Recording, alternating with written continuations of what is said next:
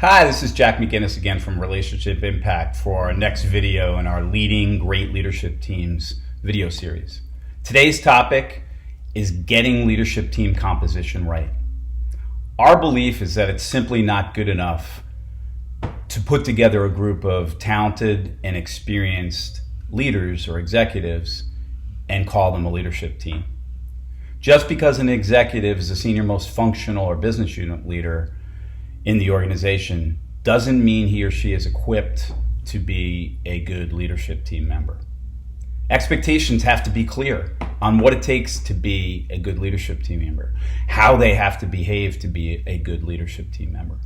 There's obviously a whole host of considerations that go into being a great leadership team member: strategic thinking capability, technical depth of your functional area or business unit area, the ability to collaborate with others, those things. But from our experience, there's four things that are intangible areas that are really important that every leadership team member either needs to have or be working towards getting.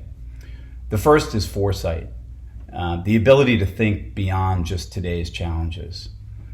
The next is the ability to deal with complexity and simplify complexity for yourself, your team, and for the organization.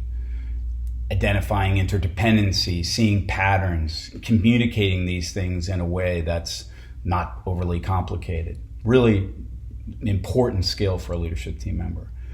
The next is greater good focus. We think this is one of the most important aspects of being a great leadership team member. And it's hard. Look, you run in a functional area. You're used to having that sense of focus, and you have to maintain that focus. But as a leadership team member, you have enterprise level responsibilities. And so having that greater good focus is very important. The last is modeling values. Simply put, if the leadership team doesn't model the values, they're almost useless for an organization. And as we mentioned in our last video, leadership teams are critical to the success of an organization. And to be most impactful, leadership team members should have these intangible skills we talked about.